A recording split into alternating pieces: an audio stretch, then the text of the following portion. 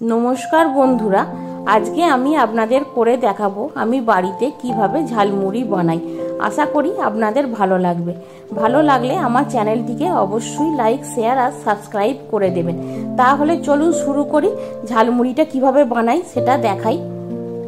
আজকে আমি আপনাদের করে দেখাবো ঝালমুড়ি। তার জন্য যা যা লাগছে: পেঁয়াজ, পাতিলেবু, শসা, আদা, আলু সেদ্ধ, ধনে পাতা, টমেটো, কাঁচা লঙ্কা, টমেটো সস আর ভাজা মশলা। তাহলে চলুন এগুলোকে আমি একটা একটা করে কেটে নিই। প্রথমেই আমি পেঁয়াজটাকে ছোট ছোট করে কেটে নেব।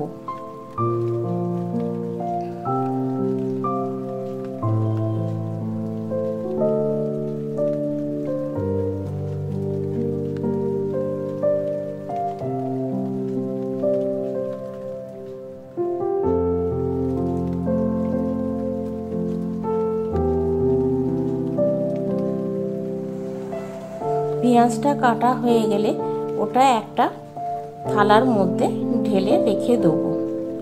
তারপর আমি শসাটাকে ছোট ছোট করে কেটে নেব।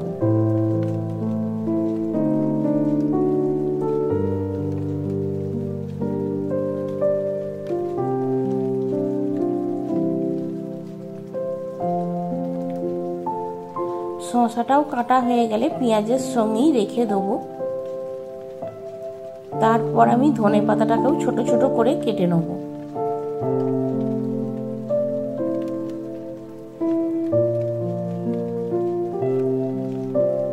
ধনে পাতাটাও একসঙ্গে তুলে রেখে দেব।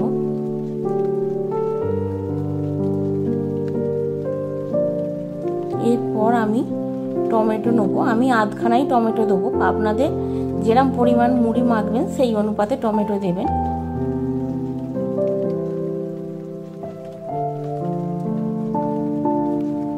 টমেটোটাও ছোট ছোট করে কেটে একই সঙ্গে তুলে রাখবো। এরপর আমি আলু সেদ্ধগুলোকে ছোট ছোট করে কেটে নেব।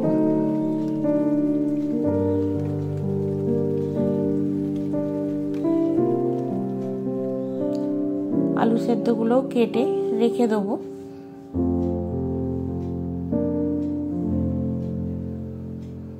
এরপর নেবো কাঁচা লঙ্কা। আমি 3টে ছোট ছোট কাঁচা লঙ্কা নিয়েছি। আপনারা যেরকম পরিমাণ ঝাল খাবেন সেরকম পরিমাণ লঙ্কা দেবেন।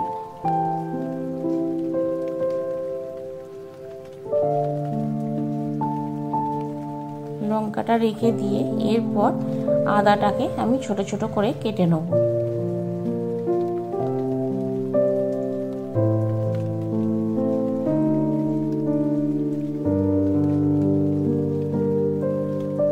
আদাটাও কুচনো হয়ে গেলে আমি ওর সঙ্গে রেখে দেবো।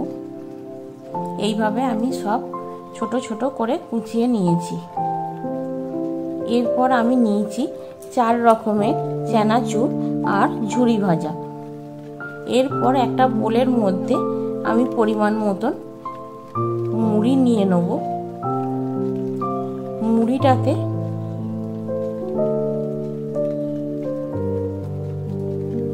আমি অল্প পরিমাণে একটু আম তেল দিয়ে দেবো।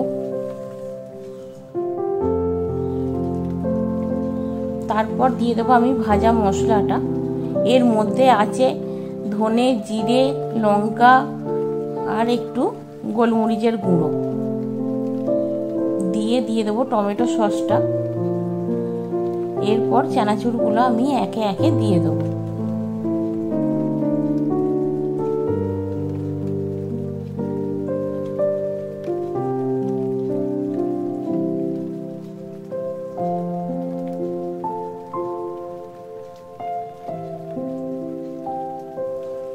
দিয়ে এইগুলোকে ভালো করে আমি মুড়ির সাথে চানাচুরগুলো মিশিয়ে নেব, যাতে আম তেলটা চানাচুরগুলো মুড়ির সঙ্গে ভালো করে মিশে যায়। এরপর আমি কেটে রাখা সব জিনিস কটা মুড়ির মধ্যে দিয়ে দেবো।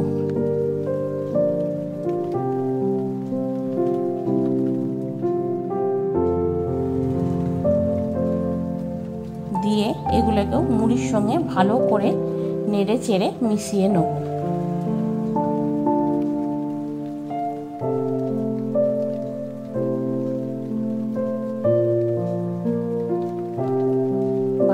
করে মুড়ির সঙ্গে সব মিশিয়ে নিয়ে আমি ওপর থেকে ছড়িয়ে দেবো ঝুরি ভাজাটা।